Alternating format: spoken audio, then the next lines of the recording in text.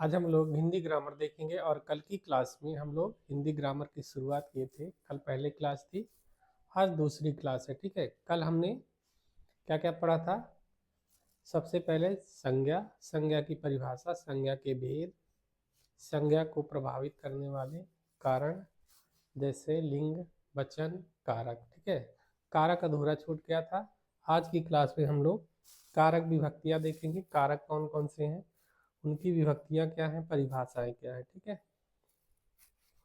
Channel को like कर लीजिएगा, सब्सक्राइब कर दीजिएगा और शेयर भी कर दीजिएगा।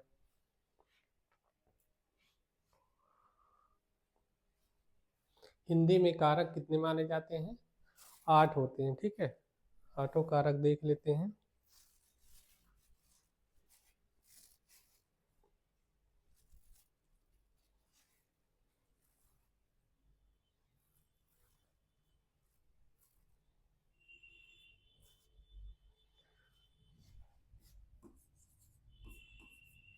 कारक, ठीक है, सबसे पहले परिभाषा देख लेते हैं।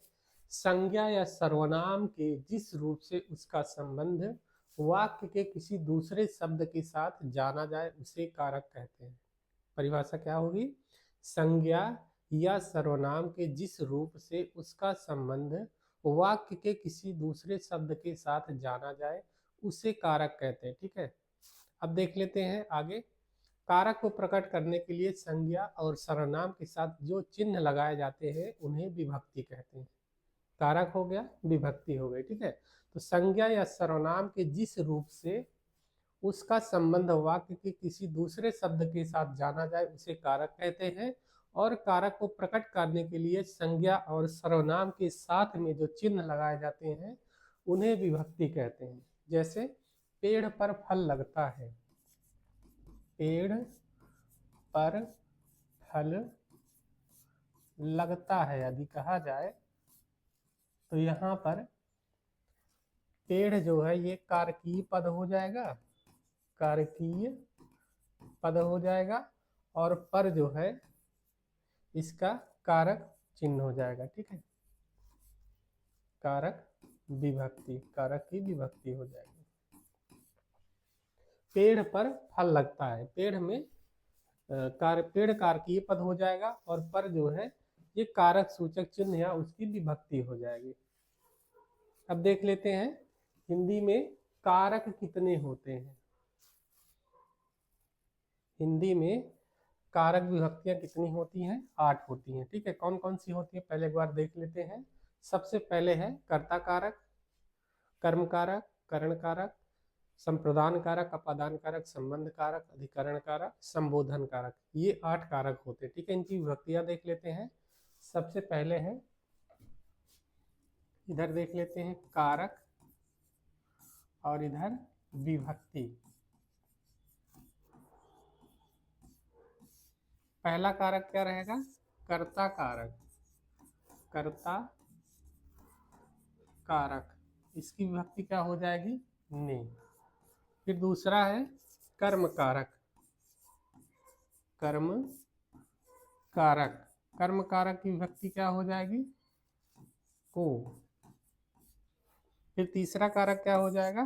करण कारक, करण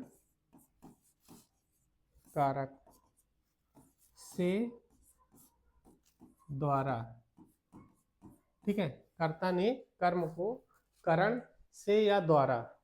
इसके बाद चौथा है संप्रदान कारक, चौथा कारक है संप्रदान कारक, संप्रदान कारक। संप्रदान कारक की विभक्ति क्या हो जाएगी? को, के लिए या हेतु। ठीक है, को, के लिए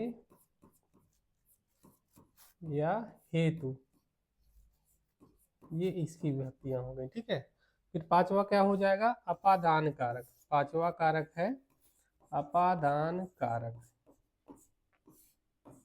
अपादान कारक। अपादान कारक की विभक्ति क्या होगी? कमेंट करिए। अपादान कारक की विभक्ति क्या होती है? इसकी भी से होती है, लेकिन अलग होने के अर्थ में, अलग, अलगाव लिख लेते हैं, अलगाव के अर्थ में, ठीक है। फिर छठा कारक है संबंध कारक, संबंध कारक। संबंध कारक की विभक्तियां क्या क्या हो जाएंगी? संबंध का, के, की, रा, रे, री, ठीक है। का, के, की, रा, रे, री। फिर है सातवां अधिकरण कारक, अधिकरण कारक। अधिकरण कारक की विभक्ति क्या हो जाएगी? में, पर, में, पर, ठीक है, में, पर। फिर है संबोधन कारक। संबोधन कारक की विभक्ति क्या है? लास्ट है संबोधन कारक, आठवां है संबोधन कारक। हे, अरे, अहो, ये सारी विभक्ति, ठीक है। अहो, हाय, ओ, ये सब क्या हो गई? हाय। ये अधिकरण कारक की विभक्तियां हो गई, ठीक है। फिर से एक बार देख लेते हैं। कर्ता कारक की विभक्ति ने होता है, कर्म कारक की विभक्ति को, करण कारक से, द्वारा, संप्रदान कारक को, के लिए, हेतु। अपादान कारक की विभक्ति है से, जहां पर अलगाव होता है। संबंध कारक का, के, की, रा, रे, री। अधिकरण कारक में, पर। संबोधन कारक की विभक्ति हो जाएगी अरे, हे, अरे, अहो, हाय। ये हो गई कारक और उनकी विभक्तियां, ठीक है।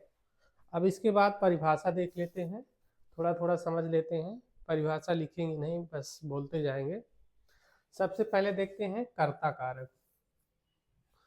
कर्ता कारक की परिभाषा क्या हो जाएगी?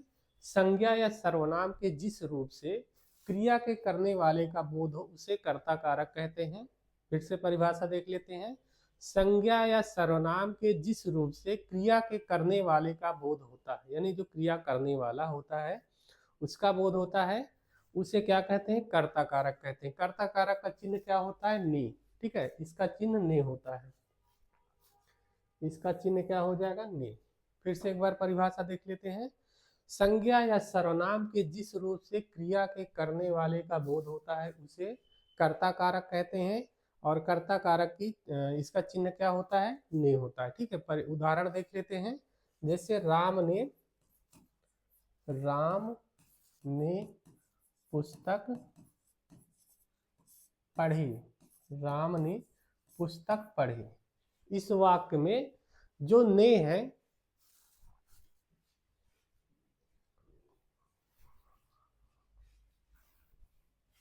इस वाक्य में राम ने पुस्तक पढ़ी, तो ये इसकी विभक्ति हो गई और ये कर्ता कारक हो गया, ठीक है। राम कर्ता कारक है, ने इसकी विभक्ति हो जाएगी।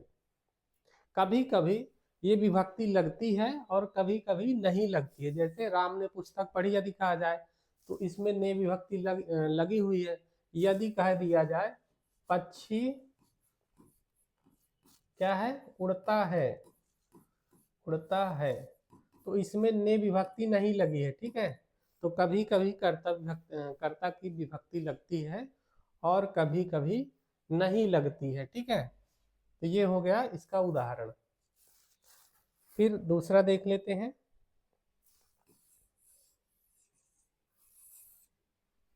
कर्म कारक देख लेते हैं। कर्म कारक, कर्ता कारक क्लियर हो गया। संज्ञा या सर्वनाम के जिस रूप से क्रिया के करने वाले का बोध होता है उसे कर्ता कारक कहते हैं। कर्ता कारक का चिन्ह ने होता है, ठीक है, जो कभी लगता है तो कभी नहीं लगता है। जैसे रमा ने पुस्तक पढ़ी या राम ने पुस्तक पढ़ी, तो इसमें ने जो है विभक्ति लगी हुई है। यदि कहा जाए मोहन खेलता है, तो मोहन खेलता है, इसमें ने विभक्ति नहीं लिखी है, लेकिन कर्ता इसमें मोहन ही रहेगा, ठीक है। तो मोहन ने के साथ ने नहीं लगा इसमें, ठीक है। मोहन ने खेलता है नहीं कहा जाएगा, कहा जाएगा मोहन खेलता है, तो यहाँ पर जो कर्ता कारक है यहाँ पर कभी विभक्तियां लगती हैं और कभी पर नहीं लगती हैं। ठीक है, इसके बाद है कर्म कारक। कर्म कारक की परिभाषा देख लेते हैं। संज्ञा या सर्वनाम के जिस रूप पर क्रिया का प्रभाव या फल पड़े उसे कर्म कारक कहते हैं। फिर से देख लेते हैं कर्म कारक की परिभाषा। संज्ञा या सर्वनाम के जिस रूप पर क्रिया का प्रभाव या फल पड़े उसे कर्म कारक कहते हैं। कर्म कारक की विभक्ति को होती है। ठीक है, कर्ता ने इसकी विभक्ति क्या होती है, को। कर्म कारक की विभक्ति को होती है, या भी कभी लगती है कभी नहीं लगती है। ठीक है, जैसे उदाहरण देख लेते हैं। परिभाषा क्लियर हो गई, फिर से एक बार देख लेते हैं कर्म कारक की परिभाषा।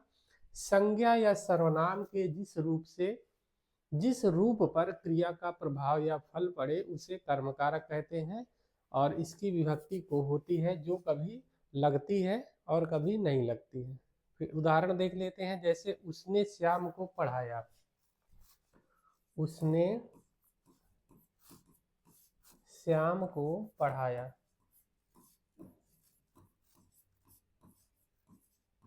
ये वाक्य हो गया। उदाहरण देख लेते हैं, उसने श्याम को पढ़ाया। ठीक है,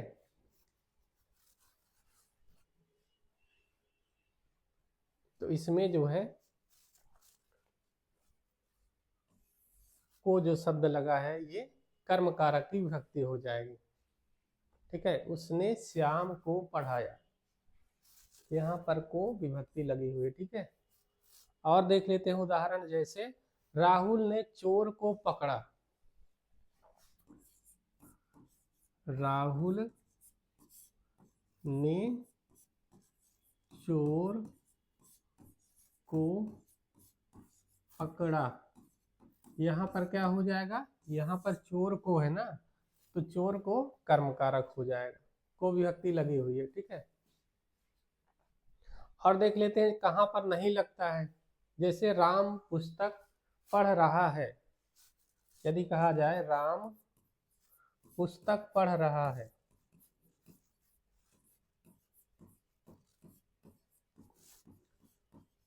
इसमें कर्म कारक तो है लेकिन यहाँ पर को विभक्ति नहीं लग रही है। ठीक है, जैसे राम पुस्तक को पढ़ रहा है, यहाँ पर को विभक्ति का लोप हो गया। ठीक है, तो राम पुस्तक को पढ़ रहा है, इसमें को विभक्ति नहीं लगी हुई है, लेकिन ये कर्म कारक में ही आई हुई है। फिर आगे देख लेते हैं, ये तो हो गया कर्म कारक। अब तीसरा कारक है करण कारक। तीसरा कारक है करण कारक। करण कारक की परिभाषा देख लेते हैं।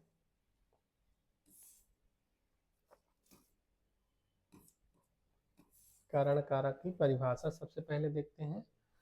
जिस साधन से अथवा जिसके द्वारा क्रिया पूरी की जाती है उस संज्ञा को कारण कारक कहते हैं। फिर से देख लेते हैं, जिस साधन से अथवा जिसके द्वारा क्रिया पूरी की जाती है उस संज्ञा को करण कारक कहते हैं। इसकी पहचान से अथवा द्वारा होती है। ठीक है, इसमें से या अथवा लगा रहता है, इसकी जो विभक्तियां हैं। फिर से एक बार देख लेते हैं, जिस साधन से अथवा जिसके द्वारा क्रिया पूरी की जाती है उस संज्ञा को करण कारक कहते हैं, और इसकी विभक्तियां क्या होती हैं, से या द्वारा। वैसे उदाहरण देख लेते हैं, राम गेंद से खेलता है। राम गेंद से खेलता है, यहाँ पर गेंद से खेलता है। ठीक है, तो यहाँ पर करण कारक हो गया, से लगा हुआ है। ठीक है, यदि कहा जाए मोहन चोर को लाठी द्वारा मारता है। मोहन चोर को लाठी द्वारा मारता है। लाठी द्वारा मारता है, तो इसमें कौन सा कारक हो जाएगा, करण कारक। ठीक है, लाठी द्वारा, यहाँ पर लाठी द्वारा जो है करण कारक है। ठीक है, क्लियर हो गया। फिर से देख लेते हैं, पहले परिभाषा देखते हैं। जिस साधन से अथवा जिसके द्वारा क्रिया पूरी की जाती है उस संज्ञा को करण कारक कहते हैं। जैसे लाठी द्वारा है, यहाँ गेंद से है, तो ये कर्ण कारक है, इसकी विभक्ति से होती है। यहाँ पर से विभक्ति लगी है, यहाँ द्वारा विभक्ति लगी है, ठीक है। ये हो गया कर्ण कारक के उदाहरण। अब देख लेते हैं संप्रदान कारक। चौथा कारक है संप्रदान कारक।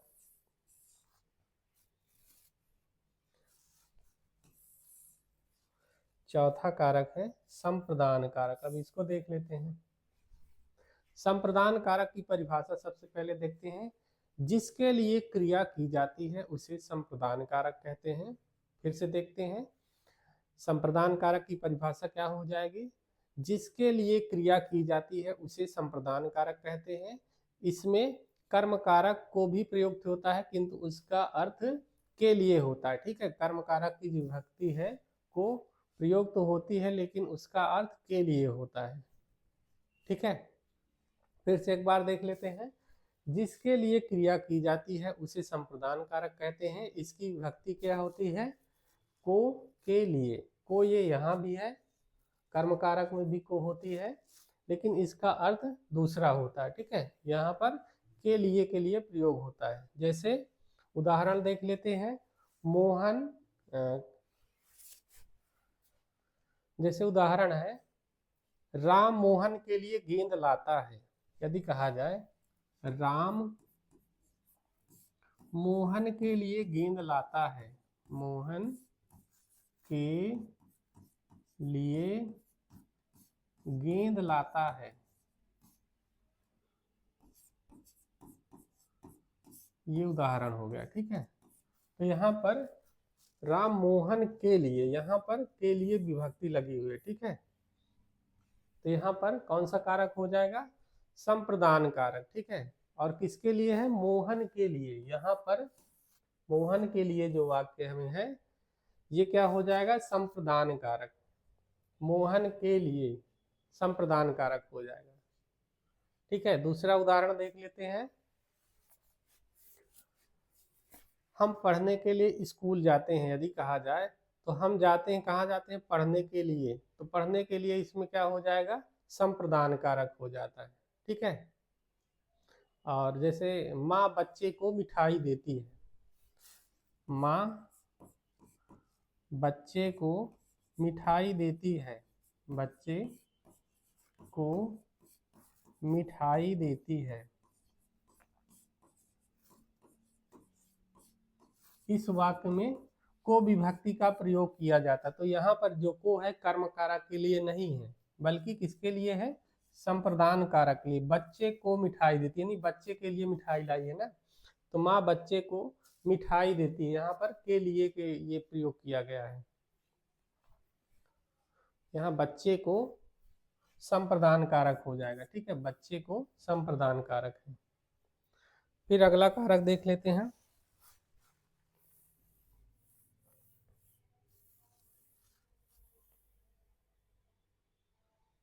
अगला कारक है अपादान कारक। अपादान कारक देख लेते हैं। अपादान की परिभाषा क्या हो जाएगी। अपादान का अर्थ होता है अलग होना। जिस संज्ञा अथवा सर्वनाम से किसी वस्तु का अलग होना ज्ञात हो उसे अपादान कारक कहते हैं। फिर से देख लेते हैं। अपादान का अर्थ अलग होना होता है। जिस संज्ञा अथवा सर्वनाम से किसी वस्तु का अलग होना ज्ञात हो उसे अपादान कारक कहते हैं। और इसका चिन्ह क्या होता है, अपादान कारक की विभक्ति से होता है, लेकिन यहाँ पर अलगाव के अर्थ में होता है। उदाहरण देख लेते हैं। हिमालय से गंगा निकलती है। यदि कहा जाए हिमालय से गंगा निकलती है, हिमालय से गंगा निकलती है, तो हिमालय से गंगा निकलती है, ठीक है। यहाँ पर से चिन्ह लगा हुआ है, लेकिन यहाँ पर अलगाव के अर्थ में, ठीक है। तो हिमालय से, इसमें क्या हो जाएगा, इसमें अपादान कारक हो जाएगा, ठीक है। हिमालय से, क्योंकि गंगा हिमालय को छोड़ चुकी है, ठीक है। गंगा से हिमालय से अलग हो रही है, तो यहाँ पर अपादान कारक हो जाएगा। ठीक है, अपादान का अर्थ अलगाव होता है। यदि कहा जाए वृक्ष से पत्ता गिरता है, वृक्ष से पत्ता गिरता है, पत्ता गिरता है, इसमें वृक्ष से, इसमें क्या है, अपादान कारक हो जाएगा। ये इसका चिन्ह क्या हो जाएगा, से, लेकिन यहाँ पर अलगाव के अर्थ में प्रयोग हुआ क्योंकि वृक्ष से पत्ता अलग हो जा रहा है। ठीक है, तो यहाँ पर हिमालय से और वृक्ष से, ये दोनों क्या हो जाएंगे, हिमालय से वृक्ष से अपादान कारक हो जाएंगे। फिर अगला कारक देख लेते हैं। अगला कारक है संबंध कारक। संबंध कारक, संबंध कारक देख लेते हैं।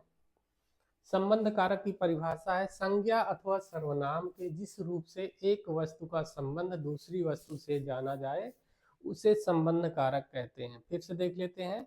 संज्ञा अथवा सर्वनाम के जिस रूप से एक वस्तु का संबंध दूसरी वस्तु से जाना जाए उसे संबंध कारक कहते हैं। इसकी मुख्य पहचान या इसकी कारक विभक्तियां का, के, की, रा, रे, री होता है। ठीक है, जैसे उदाहरण देख लेते हैं। कमल की किताब मेज पर है, या राम की किताब मेज पर है। राम की किताब मेज पर है, मेज पर है। यहाँ पर क्या हो जाएगा,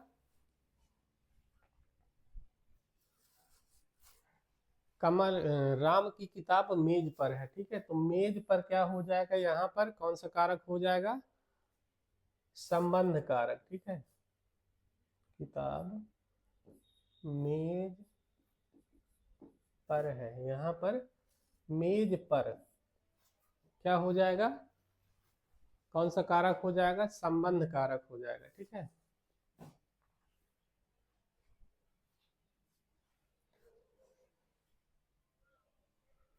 नहीं यहाँ पर, यहाँ तो दूसरा हो जाएगा, सॉरी। राम की किताब मेज पर है ना, फिर से देख लेते हैं इसको।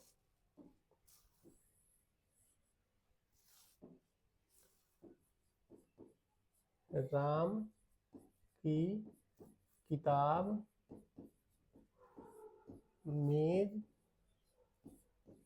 पर है, उदाहरण है। ठीक है, अपद संबंध कारक पढ़ रहे हैं। ठीक है, संबंध कारक की परिभाषा क्या होती है, संज्ञा अथवा सर्वनाम के जिस रूप से एक वस्तु का संबंध दूसरी वस्तु से जाना जाए उसे संबंध कारक कहते हैं। इसकी पहचान क्या होती है, का, के, की, रा, रे, री। ठीक है, तो राम की किताब मेज पर है, यहाँ पर क्या हो जाएगा, की किताब है ना, यहाँ पर राम की किताब मेज पर है, तो इसकी विभक्ति क्या हो जाएगी, की। यहाँ पर कौन सा कारक हो जाएगा, संबंध कारक है, राम का संबंध किताब से है। ठीक है, राम की किताब मेज पर है। फिर अगला उदाहरण एक और देख लेते हैं। राम का घर दूर है, तो राम का घर दूर है। ठीक है, राम का घर दूर है, यहाँ पर का विभक्ति लगी है। ठीक है, तो संबंध कारक है, राम का घर दूर है। अब अगला कारक देख लेते हैं, अधिकरण कारक। अधिकरण कारक देख लेते हैं। अधिकरण कारक की विभक्ति क्या हो जाएगी, में पर। अधिकरण कारक की परिभाषा क्या हो जाएगी, संज्ञा के जिस रूप से क्रिया के आधार का बोध होता है उसे अधिकरण कारक कहते हैं। इसकी मुख्य पहचान में या पर होती है, जहां पर में पर लगा रहेगा वहां पर अधिकरण कारक होता है। ठीक है, फिर से परिभाषा देख लेते हैं। संज्ञा के जिस रूप से क्रिया के आधार का बोध होता है उसे अधिकरण कारक कहते हैं। इसकी विभक्ति क्या होती है, में और पर। ठीक है, जैसे उदाहरण देख लेते हैं। घर पर राम है, घर पर राम है, यहाँ पर लगा है। ठीक है, तो घर पर क्या हो जाएगा, अधिकरण कारक। यदि कहा जाए घोंसले में चिड़िया है, घोंसले में चिड़िया है, तो यहाँ पर कौन सा कारक हो जाएगा? घोंसले में अधिकरण कारक हो जाएगा। ठीक है। यदि कहा जाए सड़क पर गाड़ी खड़ी है, सड़क पर गाड़ी खड़ी है, गाड़ी खड़ी है, तो कहाँ खड़ी है? सड़क पर खड़ी है ना। ठीक है। तो यहाँ पर सड़क पर, घोंसले में, घर पर, ये सारे क्या हो जाएंगे? अधिकरण कारक हो जाएंगे। फिर अगला कारक देख लेते हैं।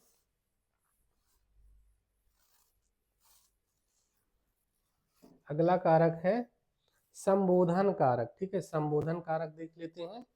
संबोधन कारक की परिभाषा है संज्ञा के जिस रूप से किसी को पुकारने या सावधान करने का बोध हो उसे संबोधन कारक कहते हैं। ठीक है। फिर से देख लेते हैं।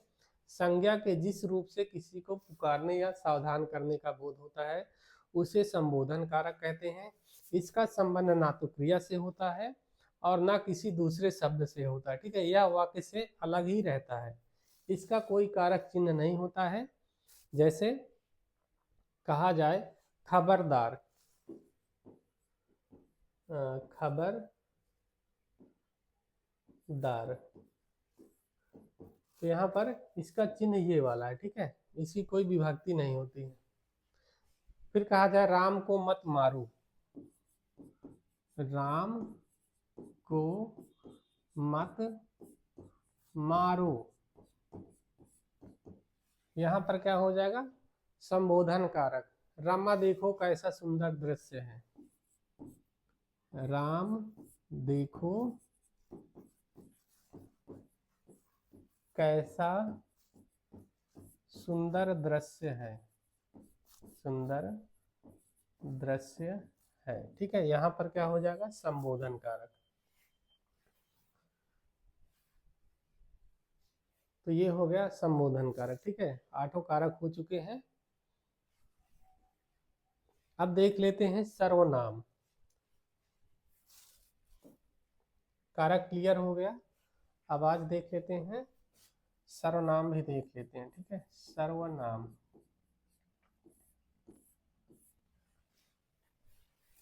सर्वनाम से प्रश्न पूछा जाता है। इसकी परिभाषा पहले देख लेते हैं। जो शब्द संज्ञा के स्थान पर प्रयुक्त होते हैं उन्हें सर्वनाम कहते हैं। ठीक है। परिभाषा लिखने की जरूरत नहीं है, लिखना हो तो लिख सकते हैं। जो शब्द संज्ञा के स्थान पर प्रयुक्त होते हैं उन्हें सर्वनाम कहते हैं। ठीक है। जो संज्ञा की जगह पर प्रयोग किए जाएंगे उन्हें सर्वनाम कहते हैं। जैसे मैं हो गया, तुम हो गया, वह है, यह है, आप, कौन, कोई, इसका, उसका, तुम्हारा, हमारा, आपका, ये सारे क्या है? सर्वनाम है। ये किसी की जगह पर प्रयोग किए जाते हैं, किसी संज्ञा के स्थान पर ही प्रयोग किए जाते हैं। ठीक है। फिर से एक बार देख लेते हैं परिभाषा।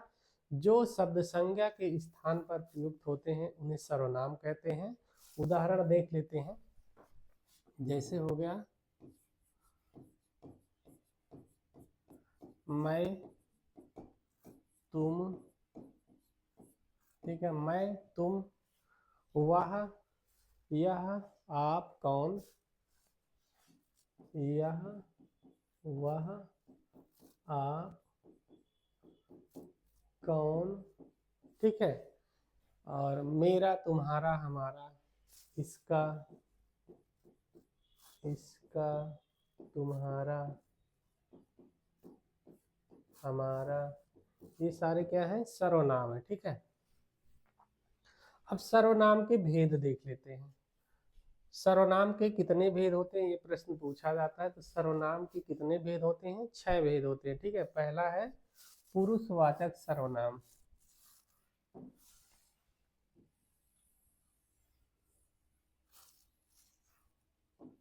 पुरुष सर्वनाम के भेद देख लेते हैं।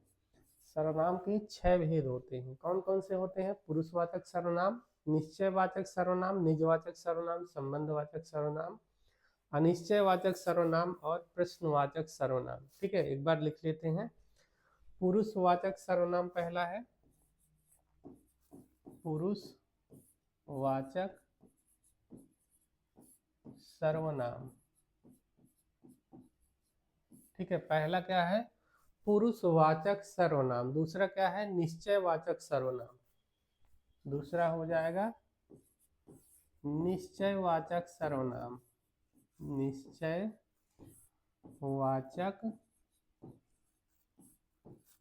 सर्वनाम। तीसरा क्या हो जाएगा?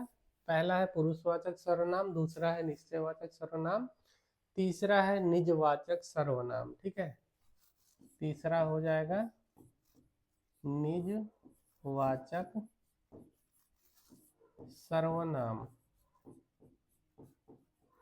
चौथा क्या हो जाएगा? चौथा सर्वनाम संबंधवाचक सर्वनाम है। ठीक है, चौथा है संबंधवाचक सर्वनाम।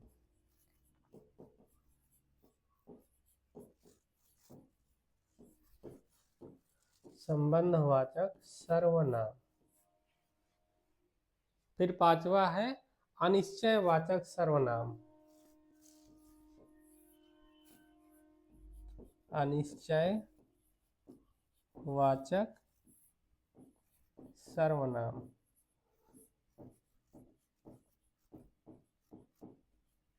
ठीक है, पांचवा हो गया अनिश्चयवाचक सर्वनाम। छठवां है प्रश्नवाचक सर्वनाम। प्रश्नवाचक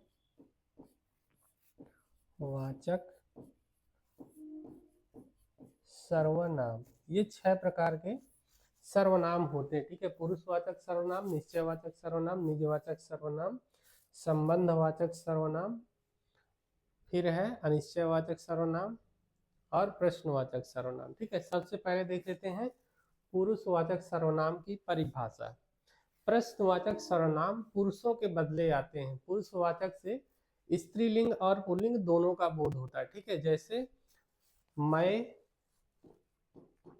हम। ठीक है, मैं हो गया, हम, तू, आप, ये। ठीक है, मैं, हम, तुम, हाँ, हम, तू, आप, ये, वे, वह।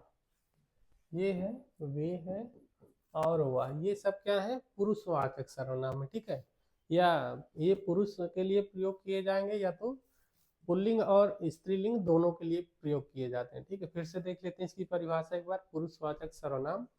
पुरुषवाचक सर्वनाम पुरुषों के नाम के बदले आते हैं और पुरुषवाचक से पुरुष और स्त्री दोनों का बोध होता है। जैसे मैं, हम, तू, आप, ये, वे, या, वह। ठीक है, ये सब क्या है?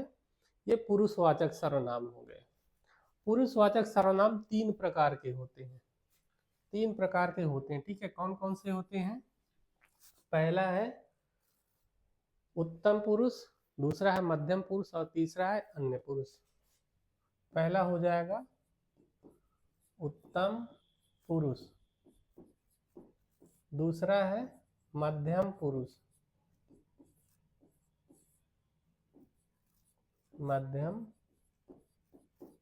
पुरुष, तीसरा है अन्य पुरुष। तो सर्वनाम, पुरुषवाचक सर्वनाम 3 प्रकार के होते हैं, उत्तम पुरुष, मध्यम पुरुष और अन्य पुरुष। इनकी भी परिभाषा देख लेते हैं। बोलने वाले वक्ता को उत्तम पुरुष कहते हैं, जैसे मैं, हम। जो बोलने वाला होता है वह उत्तम पुरुष होता है, जैसे मैं, हम। ठीक है, उत्तम पुरुष बोलने वाला जो वक्ता होता है उसे कहते हैं। मध्यम पुरुष किसे कहेंगे? सुनने वाले श्रोता को मध्यम पुरुष कहते हैं। जो सुनने वाला होता है उसे मध्यम पुरुष कहते हैं, जैसे तू, तुम। ठीक है, तू और तुम, इसी के साथ आप भी आता है। ठीक है, तू, तुम, आप। ये पूछ भी लेता है किस किस में आता है कौन। ठीक है, इसके बाद है अन्य पुरुष। अन्य जिसके संबंध में बात कही जाए वह अन्य पुरुष होता है, जैसे यह, ये, वे, यह, वह, ये, वे। ये क्या है? अन्य पुरुष। इससे एक प्रश्न बनता है। ठीक है, उत्तम पुरुष में क्या है, मध्यम पुरुष में क्या है, अन्य पुरुष में क्या है? तो उत्तम पुरुष में वक्ता होता है, जैसे मैं, हम। मध्यम पुरुष में श्रोता होता है, तू, तुम, आप। अन्य पुरुष जिसके विषय में कहा जाता है वह अन्य पुरुष होते हैं, यह वह ये वे। ठीक है, इसको याद रखिएगा।